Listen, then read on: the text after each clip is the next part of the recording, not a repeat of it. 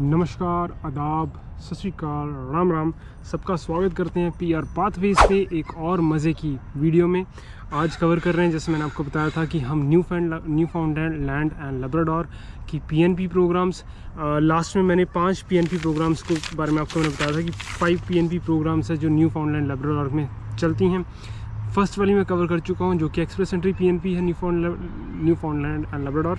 Sorry मेरी pronunciation. आज मैं कवर करूँगा जी सेकंड कैटेगरी जो इसकी है, इसकी स्किल्ड वर्कर कैटेगरी। क्योंकि वीडियो थोड़ी सी लंबी हो जाती है, मैं नहीं चाहता कि ज़्यादा लंबी हो जाए तो कि आप देख ना पाए प्रॉपरली। मैं चाहता हूँ कि जितने भी मेरे व्यूअर्स हैं उसको अच्छे तरीके से समझें, अंडरस्टैंड करें, ग्रास्प करें, कुछ हेल्प आपकी हो जाए। तो आज कवर कर रहे हैं जी स्किल्ड वर्कर कैटेगरी, जिसमें मैं कवर करूँगा प्रोसेस को, एलिजिबिलिटी डॉक्यूमेंटेशन्स को और डिटेल में कवर करेंगे एक एक चीज़। तो बने रहिए। अभी कवर करते हैं skilled worker category new फाउंडलैंड and Labrador की। तो जी पहले मैं आपको बता देता हूँ कि प्रोसेस कैसे होता है। इसमें बहुत सारी चीज़ें सेम रहेंगी जो कि मेरी लास्ट वीडियो पार्ट 1 है इसका, उससे कवर की हुई हैं काफ़ी चीज़ें। कुछ चीज़ं डिफरेंस रहेंगी वो मैं कवर कर दूंगा।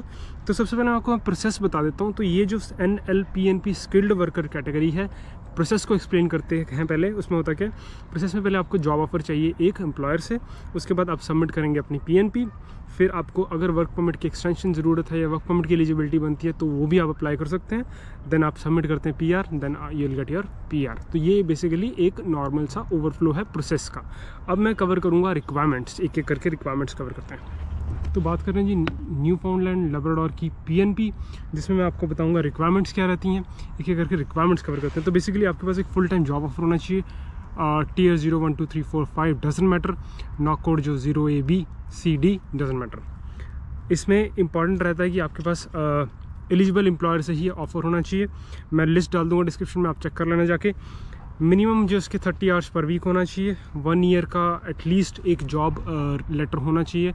वैसे तो फुल टाइम होना चाहिए बट 1 ईयर तक का चल जाता है। क्वालिफिकेशंस, स्किल्स, सर्टिफिकेशंस या फिर ट्रेनिंग हो या कुछ एडिशनल सर्टिफिकेशंस वगैरह आपकी होनी चाहिए, तभी आप इस पर्टिकुलर जॉब के लिए तब आप एलिजिबिलिटी बनती है आपकी। इसमें इंपॉर्टेंट चीज़ ये कि जो कि एक्सप्रेस एंट्री में नहीं मेंशन की गई थी, 21 से लेके 59 ईयर्स ऑफ एज आपकी इन बिटवीन होनी चाहिए।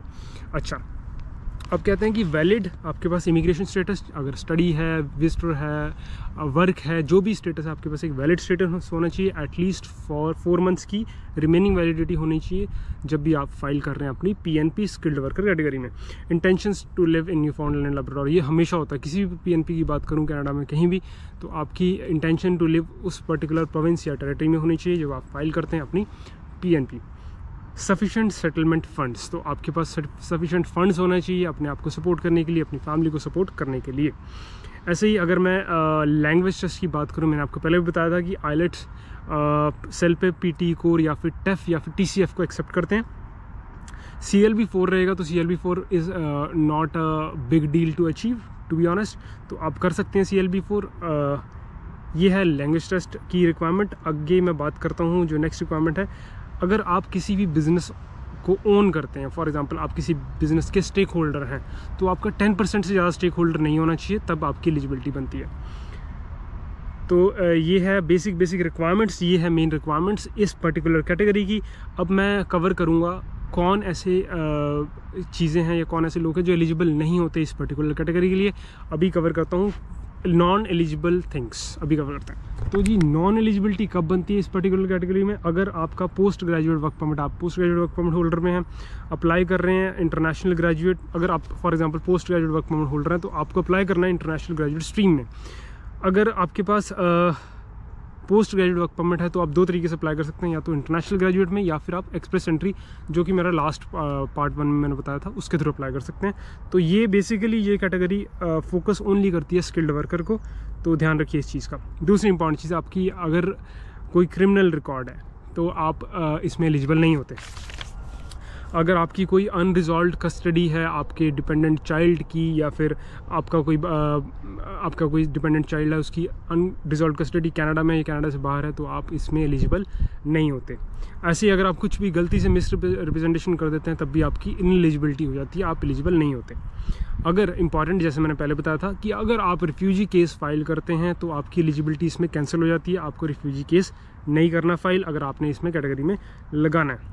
तो कितना इंपॉर्टेंट चीज़ है कितनी इंपॉर्टेंट बातें हैं जो लोगों को पता तक नहीं होती कि अगर वो रिफ्यूजी क्लेम लगाते हैं तो उसमें वो एलिजिबल नहीं होते। अब मैं कवर करता हूँ जी कि आप किन किन को इंक्लूड कर सकते हैं अपनी इस पर्टिकुलर कैटेगरी में, कौन कौन ऐड हो सकते हैं जब आप फाइल कर रहे हैं अपनी पीएनपी।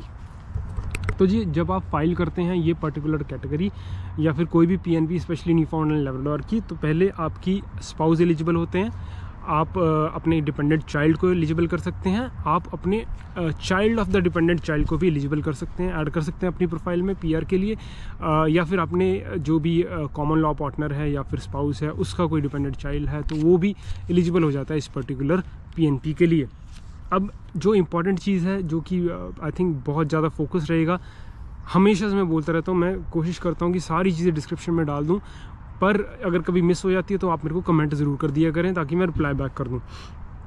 तो रिस्पॉन्सिबिलिटी आपकी ये रहती है कि अगर आपका कुछ भी इमिग्रेशन स्टेटस चेंज होता है, फॉर एग्जांपल अगर आपने एड्रेस चेंज किया, फॉर एग्जांपल आपकी मैरिज हो गई, फॉर एग्जांपल आपका कोई चाइल्ड का बर्थ हो गया है, तो वो आपने प्लीज़ इसको इंक्लूड कीजिए अपनी प्रोफाइल में, या अपने जो इमिग्रेशन ऑफिसर है पर्टिकुलर जो प्रोविंस का, उनके कॉन्टैक्ट नंबर्स होते हैं, उनको कॉल कर सकते हैं, उनको ईमेल कर सकते हैं कि this has been change into my application, so I want to contact with you guys, तो मेरे को आप बताइए क्या करना है, कुछ एडिशनल डॉक्यूमेंटेशन चाहिए होंगे तो वो बता देंगे।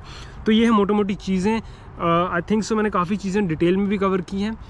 कुछ रह गया हो तो प्लीज़ मेरे को कमेंट करके बता देना, कुछ समझ में नहीं आया तो बता देना। कुछ कंसल्टेशन लेनी है आप कनेक्ट कर सकते हैं, इंस्टाग्राम है PR पाथ पेज, वहाँ पर मेरे से मैसेज 1-to-1 मैं कर देता हूँ, कभी कभी कॉल्स भी ले लेता हूँ जब टाइम होता है। तो ये थी बेसिकली आज की वीडियो। इसमें एक और चीज़ रह गई है जो मैं कवर करना भूल गया हूँ शायद, आई थिंक डॉक्यूमेंटेशन चेकलिस्ट में, जैसे मैंने आपको लास्ट वीडियो में बताया था, अब मैं दोबारा से ओवरव्यू दे देता हूँ कि डॉक्यूमेंट चेकलिस्ट में क्या क्या इसमें इंक्लूड किया जा सकता है। तो अभी कवर करते हैं। तो बेसिकली गाइज प्रोसेसिंग सेम होती है जैसे मैंने आपको पुराने पार्ट में बताया कि जैसे 21 डेज से लेकर 25 डेज़ तक की प्रोसेसिंग रहती है, इस कैटेगरी में भी ऐसे ही रहेगा। डे 1 से 3 के बीच में एप्लीकेशन की स्क्रीनिंग होगी, डे 4 और डे 20 के बीच में ड्यू डिलीजेंस से दोबारा से एप्लीकेशन को चेक किया जाएगा, कुछ मिसिंग है, कुछ प्रॉब्लम तो नहीं है। डे 21 से 25 के बीच में आपको बता दिया जाएगा असेसमेंट और फाइनल रिजल्ट। ये PNP है बेसिकली न्यूफाउंडलैंड एंड लैब्राडोर की, ऐसे ही काम करती है। डॉक्यूमेंट चेकलिस्ट की बात करूँ तो यहाँ पे बहुत सारे डॉक्यूमेंट्स हैं, जैसे फॉर एग्जांपल पासपोर्ट है, कोई आपका स्टेटस है, लीगल स्टेटस, वर्क परमिट है, स्टडी है, विजिटर, जो भी रहा होगा पुराना और करंट वो सारे लगेंगे। बर्थ सर्टिफिकेट है अगर आपके डिपेंडेंट है, अगर आपके कोई मैरिज है तो मैरिज सर्टिफिकेट वगैरह लग जाएंगे, कुछ डिवोर्स का चीज़ है वो लग जाएगी, डेथ सर्टिफिकेट लग जाएंगे, अगर कुछ कंडीशंस ऐसी बनती हैं तो प्रूफ ऑफ कस्टडी लगेगी अगर आपको कोई डिपेंडेंट चाइल्ड है। ऐसे ही एक्सप्रेस एंट्री, जॉब ऑफ, मैंने पहले बता चुका हूँ, अगर एक्सप्रेस में फाइल कर रहे हैं तो आपके पास एक वैलिड प्रोफाइल होनी चाहिए विद जॉब कोड, वो लगेगा। एम्प्लॉयमेंट इन्फॉर्मेशन सारी लग जाएगी। ऐसे ही फाइनेंशियल डॉक्यूमेंट्स लगते हैं, फिर उसके बाद एजुकेशन डॉक्यूमेंट्स आपके और आपके स्पाउस के लग जाएंगे, तो ये सारे ट्रांसक्रिप्ट्स के साथ लगते हैं बेसिकली। ऐसे ही अगर मैं लैंग्वेज स्कोर की बात करूँ, मैं ऑलरेडी बता चुका हूँ, उसका लग जाएगा। फिर PCC लग जाएगा, फिर प्रूफ ऑफ रिलेशनशिप लग जाएगा।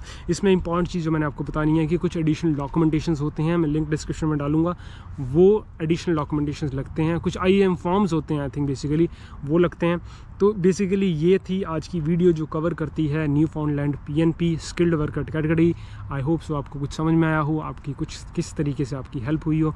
अगर आपको अच्छी लगती है मेरी वीडियोस तो हमको मोटिवेशन मिलती है। अगर आप सब्सक्राइब करते हैं, शेयर करते हैं, तो हमें ये होता है कि हम और बेहतर तरीके से आपको हेल्प कर सके, गाइड कर सके। तो अगर आपने यहाँ तक वीडियो देखी है तो प्लीज़ आपको मैं रिक्वेस्ट करूँगा गाइस, चैनल को ज़रूर सब्सक्राइब कीजिए करिए, ताकि हमें एक तरीके से मोटिवेशन मिले। ये थी आज की वीडियो जो कि कवर किया न्यूफाउंडलैंड एंड लैब्राडोर की PNP skilled worker category. Next video और नेक्स्ट पार्ट में मैं कवर करूँगा इंटरनेशनल ग्रेजुएट स्ट्रीम जो कि PNP है न्यूफाउंडलैंड एंड लैब्राडोर की। तो thank you very much, take care, God bless you, bye.